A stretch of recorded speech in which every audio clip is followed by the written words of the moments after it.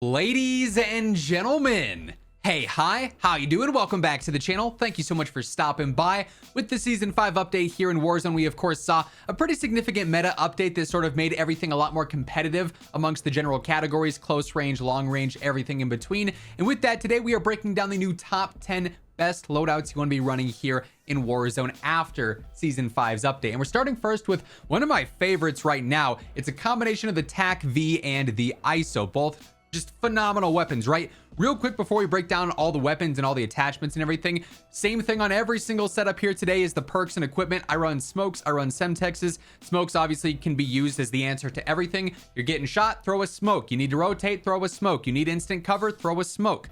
Semtexes, great for getting the cleanups, great for making campers move, whatever the case may be. Then as far as my perk package goes, this is my initial go-to here. Overkill, double time, fast hands, high alert, although I oftentimes like to run high alert and bird's eye. Kind of just depends on how the game's going. It's worth having maybe a different perk setup that has one versus the other so that you can switch to the other one if you want that in any specific game there. But those are my go-tos for perk 3. Everything else is pretty standard there, right? And like I said, that's the same on all the loadouts here today, so you can just copy and paste that in between. But focusing on the actual weapons here, I mean, the TAQ-V, especially because of the new changes to the Cronen and how the meta is sort of shaking out right now, has an argument for being the #1 gun in the game. This thing's TTK is absolutely nuts. It's got some recoil. That's what the sort of skill gap is with this gun. But if you master that, you're good to go. This setup's largely going to attack that recoil. I go for AMOV V4, my standard choice of optic, but if there's one that you prefer more, always go for your comfortability there. We're of course tuning for that furthest eye position and faster ADS.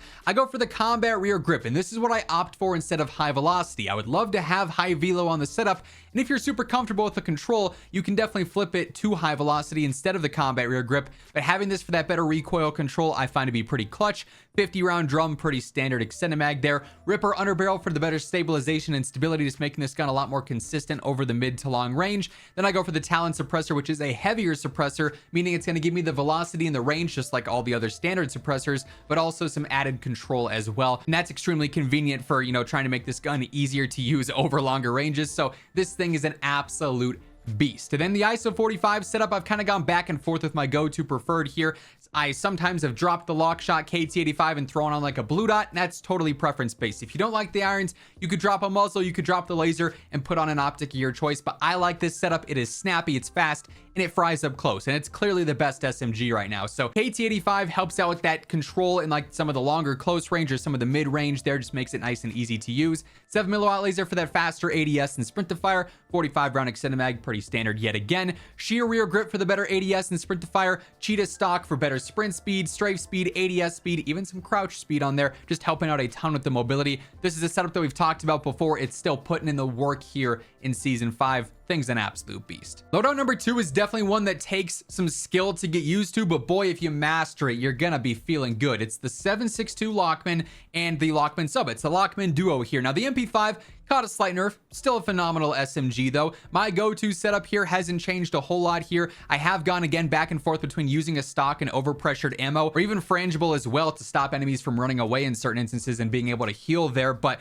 you really can't go wrong. Like, it's still gonna be a great SMG regardless of what you want, but I like overpressured for that added flinch. It can help targets miss shots, and you land your shots, you're good to go. 50 round drum, TCG 10 rear grip for the better control, but I tune this for the better ADS and sprint to fire, so I'm kind of getting everything out of this one single rear grip. 7mm laser yet again. Falcon barrel for the better ADS speed and movement speed on there, just making this thing even more aggressive, even more snappy. Despite the nerf, it's still a top tier SMG choice and perfect for the close range meta. And then the 7.62, this is a setup that is meant to basically flip between fully auto and semi-auto.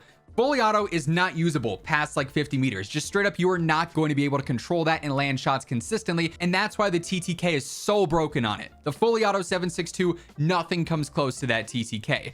But you also don't come close to hitting enemies consistently in full auto. So if you're in, that mid-range, close range area, you can use this in full auto. It'll melt. If you're long range, you want to flip to semi, you're good to go. But AMOV V4 here, 50 round drum. Ripper is especially good for the semi-auto and that recentering. Bore 490 is mainly meant for that horizontal control and that bounce there. In full auto, it's going to make it a lot more controllable for sure. And then the RAPP barrel on here for the better control and velo, just helping it even more in the mid to long range, making it easier to use. It's a high skill gap weapon, but it absolutely dominates. As we continue with all the loadouts here today, by the way, if you guys are new here, every single day I got you covered with meta breakdowns, news, patch notes, updates, you name it, it's all right here. So feel free to hit that subscribe button, turn on those post notifications, and if you find this video helpful or if you enjoy it, let me know by dropping a like on it as well. Would be seriously appreciated. And quick shout out to my friends over at G Fuel. If you guys are jumping into some season 5 action here, grinding out Warzone multiplayer, the challenges, whatever the case may be, leveling up weapons, get yourself that added boost with some G Fuel. They got something for everybody. If you never have tried it, they got starter packs that are perfect for you. You can get a taste of some of the flavors that you might enjoy. Then you can upgrade to the full-on tub. You could even upgrade to a can of certain flavors that they've got available for all of those. They even now have protein puffs as well, which are a delicious little snack, I might say. You can also throw in code Immortal at checkout. It'll get you a 20 to 30% off discount on every single item on the site. The link for that will be down in the description below. Next up, we got another loadout that I've been loving, the RAPP in the MP7. MP7 caught a buff, so it's better than ever. RAPP, even though it got a weird nerf for its semi-auto, that's not relevant to the setup here. We know this thing's been frying. I've been on this thing for a minute now. It's one of my favorite guns in the game. It's pretty low recoil and it just melts. It burns through ammo. That's why we got the 100 round mag on here. TCG10 rear grip again for that better control instead of high velo. If you're super comfortable, feel free to make the switch though. AMOT V4 once more, Ripper under barrel as well, and then Talon for the added control, the added range, the added velocity on there too. Pretty standard setup, one that you guys are obviously familiar with, but I love the feel of it. It just fries. And then as far as the MP7 goes, like I said, it just got buffed. So this setup is now better than ever. I use the Lockshot KT85 because in the mid-range, this thing's actually really good. It will outgun a lot of the other SMGs, and this just makes it easier to use there. 7mm laser for that faster ADS and sprint to fire, 50 round mag, standard as always. Soldier rear grip for the better ADS and sprint to fire. Then the RXT stock, better sprint speed, better ADS speed. We're doing a lot for the mobility here. The TTK speaks for itself. It's nice and easy to use, just very well rounded. Following that, we got another LMG SMG combo, the RAAL, which actually got a buff, so it's going to be even better, and the Vaznev still holding its own for SMG. This is a setup that we've been using since like season 2, and I've never had to upgrade it or change it because it gets the job done, right? Even though this has caught some nerfs or some buffs in some cases, this setup has always stayed true and it just fries. I love the feel of it. 45 round extended mag, true TAC rear grip for the better ADS and sprint to fire, Atrazat stock for the strafe speed and sprint speed, 7mm or Olay laser in this case for the faster ADS and sprint to fire. Then cast one barrel just helps out with that damage range because this does have a steep drop off compared to some of the other subs. So that just extends that a little bit, makes it a tad bit, more reliable in the close range, but the damage itself will get the job done. If you land your shots, you're good to go with the Vaznev. And then the RAAL, like I said, it got buffed. They buffed the headshot multiplier for some reason. So now this thing fries even more. You just gotta land your shots. And that's tough because there's a lot of recoil here. So this setup helps out a lot with that. AMOT V4 yet again, Stip 40 rear grip, straight up for better control. That'll make it easier to use. Dune under barrel is so clutch. Stability and steadiness in one singular attachment is huge. This is going to help out a ton in making the weapon easier to use. Nil Sound 90 suppressor, it's not going to give you added control, but it gives you that better velo and damage range. Then Rhino barrel is going to give you better velo and control as well. So you really do make the recoil a lot easier to approach here and navigate here over long range. And if you land your shots, good luck to anybody on the receiving end. This is just going to obliterate them. Now, Loadout 5 actually features our 2 brand new weapons, which conveniently enough complement each other. Now, for what it's worth, every season when we have new weapons, I always include them in my top 10, even if they're not necessarily top 10 guns, because I want to get you guys the new setups in case you want to try out the new guns. The WA or the Carrack 300 is not a top 10 gun. The Signal I would take over this just for feel, straight up. I mean, they're both semi-auto guns. They're very similar to one another. I'm not a huge fan of the feel of the Carrack, though, for what it's worth. This setup is pretty much just optimized for long range and also having a decent ADS speed. I go for 10 rounds over the standard 6, just because if you're fighting more than one player or you're missing shots, 6 does run out pretty quick when you can spam it. Nil Sound 90 suppressor for the better velo. That's pretty much all we care for out of that. 7mm laser for the faster ADS. The sprint to fire is there, but that's not a huge deal. The Engage 20 rear grip for the better ADS and sprint to fire as well. ADS is the main factor there. And then the Lex V14 stock is for better sprint speed and a better ADS speed. So really, we're just trying to make this thing a little bit more aggressive because it's kind of a heavier, more bogged down sniper. Like I said, it's nothing crazy broken or anything, but it gets the job done. It's a decent sniper setup. And if you want sniper support, we talked about this setup the other day. The FR Advancer, it's phenomenal phenomenal for sniper support, specifically over range. It's just kind of meh, but in the mid-range, it competes with things like the Razorback, the 74U, the Chimera. I love the irons on this thing, so I keep those here. They just feel super clean, and it reminds me a lot of the FFAR back from Warzone 1. I go for the Ion rear grip, just straight up better control, making it a little bit easier to use. 60 round mag, its fire rate's a bit faster, so that's definitely necessary there. Ripper underbarrel for the ease of use, stability, stabilization, and whatnot. Harbinger suppressor, a heavier option, so better control, better range, better velocity on there, better pizza, Papa John's. We also got the FR435 barrel on here for the better control. It hurts the range a little bit. We gain some of that back with obviously the suppressor on there, and then better velo as well. So this is a very well-rounded setup, pretty aggressive for a rifle, and if you're hitting those shots in the mid-range, it's going to be able to hold its own with pretty much all the sniper support in mid-range base guns. Loadout 6, another one that I love, the HCR and the Hurricane. Hurricane's really risen in rank recently because the secret buff that it got, so it's going to be more competitive now, especially in like the later close range, 10 to 30 meters. It really fries. HCR just a super consistent, super reliable LMG here. Very low recoil as well, so you don't really have to work much to land shots with this. You hit those head, neck, and upper torso shots, you're gonna fry early. We got AIMOT V4 yet again, Step 40, same deal as over on the RAAL for that better control. I go for high velo here because you don't really need a barrel and you don't need an extended mag. 60 works just fine, so you kind of get like the best and most optimized setup out of one gun in this case, I would say. Ripper underbarrel, of course, for the better stabilization, and Harbinger suppressor as well yet again for the better velo and damage range and control per usual, since again this is a heavier suppressor. You could always flop to echoless if you wanted to for the slightly faster ADS, but it's an LMG. You're probably okay with having a slower aim down sight speed regardless. Then the Hurricane setup, man, this gun is just so fun to use. It feels so consistent, so reliable, so straightforward. Similar to like the MP7 setup for the most part. KT85 for the mid-range just to make it nice and consistent.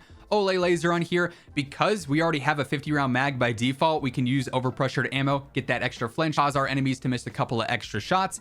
X10 rear grip, ADS and sprint to fire. The Quicksilver stock is for sprint speed, strafe speed, ADS speed yet again. You could even upgrade to collapsed if you're okay with having more recoil on there. That just comes down to your skill level and your level of comfortability with the gun. However, this setup though, I've been running for Vondel, for standard Al-Mazrah, for Ashika as well. It is just so reliable. Anyone can pick this thing up and do well with it. Moving on here, this is a bit more of an experimental loadout, one that really thrives in solos and takes a bit more skill to really do well with, but it's high risk, high reward. We're using the Razorback as a primary here because this thing got buffed recently for long range, and I love this setup. This is actually one that True Game Data's MetaGen system came up with, and for the most part, I've kept the same attachments, and I love the feel of this. I pair it with the MX9, just caught a buff.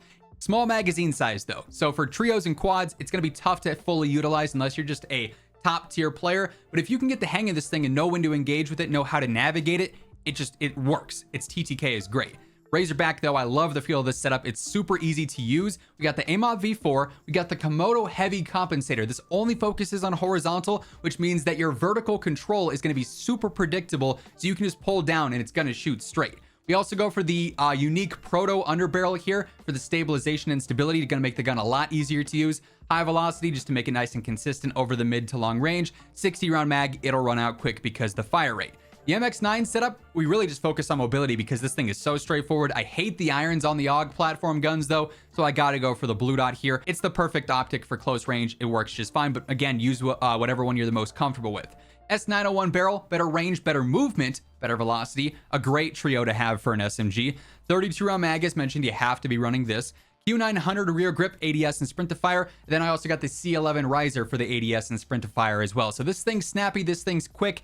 You just have to reload a lot. Loadout 8 is just another really consistent one overall. The 7.62, which is the fastest TTK rifle, headshots pending. Obviously, if you're going crazy with another one, it might beat it out if you hit 4 headshots, right? But 7.62's power is unmatched, basically. You pair it with the P90 or the PDSW, you got all the speed, all the mobility in the world. For the 7.62, this setup's pretty much just made to make it easy over long range. So AIMOT V4 and 40 round mag with the fire rate, that's a totally sufficient ammo count.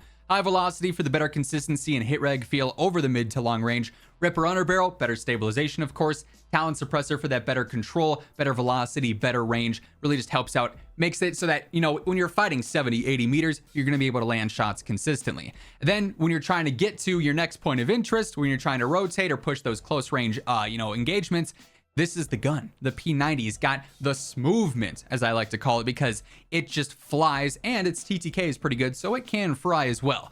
KT-85 compensator yet again, 7mm laser yet again, the light rail straight up for better movement speed, just makes it nice and fast, and anytime you can boost that mobility, especially the movement in general, is awesome. Q900 rear grip yet again. Then I also go for the TV TAC-V comb, which is for better ADS and sprint to fire as well. So overall, we're going all in on mobility basically. This thing is going to outrun pretty much everything in the game. Next up, I do have one sort of, regain-based loadout that's not an overkill setup. And with this, I actually end up using double time tracker, fast hands, and bird's eye as mentioned. In case I already have my two primaries and I want to switch to this, I easily can, right? And for this, I use the M13. Actually just got a buff, and so now it's an even better rifle, even though it was already top 2 before, basically. AIM-OP V4, 60-round mag. I go for high velocity here instead of an underbarrel, but if you want to have just the best stabilization, drop high velo, go for Ripper, or drop the Bruin Echelon barrel and go for a combination of high velocity and the Ripper underbarrel. You can sort of mix and match between those 3 specific attachments. Then I also got the Harbinger D20 again, same deal as before here. This is a setup that we've talked about time and time again because I love it. It feels great. Then for the Siege, this is basically a pocket SMG, but it's a pistol, so you can use it underwater. It's going to be really good for the close range. Not as good as SMGs, but good enough for a pistol, right? We go overkill with the 72 round drum. You could drop it down to 50 if you want. That's okay. SIR 160 rear grip for the mobility. We go for the Siege stock for the better control. Just makes it a lot easier to use. Diode laser, which is the equivalent to like the 7mm. Then I go for the CMRN barrel, better velocity, better control. You definitely need that velocity if you're fighting underwater, right? Because that kills it. So this just makes it a little bit more consistent, a little bit more reliable. It's a fun pistol for sure, and definitely the best pistol, at least in my opinion. And then lastly here, we got a loadout that's like, these are, the loadouts, the metas of the past that are still just good enough that I would drop in with them and be able to fry, and you should be able to as well. It's the Squall, which, yes, it got some nerfs, but over long range, it's still a pretty consistent option, honestly. The only other things that I would maybe consider putting in here, things like the M4, maybe the Lachmann 556, the SO14, but quite frankly, I'd probably go with my level of comfortability on the Squall over those right now. And then the Broadside. I mean, close range, yes, it's been nerfed a couple of times, but Dragon's Breath on here is just still so obnoxious and so unstoppable if you're right up in like those super close quarters engagements. For the Squall, we're going for AIM-OP V4 and 50 round mag as always there. Ripper underbarrel, you could either go Sack and Shred 40 or the Bore. If you want more horizontal focus, go for Bore. If you want just general control, Sack and Shred 40 is always a great choice there. Then the 6.8 barrel for the range, velocity, and control. The 3-in-1 combo, you'll love to see it. Setup really hasn't changed, despite the effectiveness being a bit worse in like the close and the mid-range now post-update. It's still very good. And then as far as the Broadside goes, we're going for the stockless stock for the best mobility possible. True TAC rear grip for the better ADS and sprint to fire. I do go for the range 12 barrel to extend that damage range some, which could be huge. That could be the difference of needing a couple of extra shots to actually get that knock or get that kill. And then the toxic combo of a 25 round drum and Dragon's Breath. As much as I hate it, and I will complain and complain and complain if I die to this, objectively, it is phenomenal for close range and tough to beat if you're fighting like in a building's distance. Say you're in an in-game area like that, or you're constantly pushing buildings. SMGs are great, but if you're right up in a room with somebody, this is going to erase them. So as obnoxious as it is, it's still very good. And that being said, that is going to wrap things up for today. Those are the top 10 best loadouts to be running in general in Warzone right now. If you guys enjoyed the video, or if you found it helpful, let me know by dropping a like on it. And if you're new here, be sure to hit that subscribe button, turn on those post notifications to always stay up to date with all things going on in COD. But once again, thank you so much for tuning in. And until next time, take it easy, have an awesome rest of your day, and I will catch you guys later. Peace out.